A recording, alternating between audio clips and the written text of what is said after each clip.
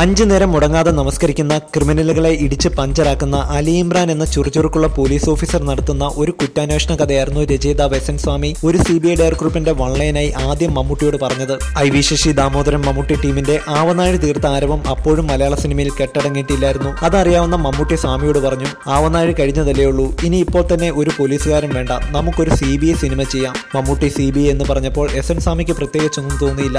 വേറൊരു പോലീസ് മുഖം മാത്രം മാറുന്നു. എന്തായാലും പ്രമേയം കുറ്റാന്വേഷണം തന്നെ. ഇതിനിടയിൽ കേമതവും സ്വാമിയും കൂടി ട്രിവാൻഡ്രം ക്ലബ്ബിൽ ചിത്രത്തിന്റെ ചർച്ചയായിരിക്കുന്ന സമയം എഴുതിയ സീനുകൾ കേൾക്കാൻ വീണ്ടും മമ്മൂട്ടി വന്നു.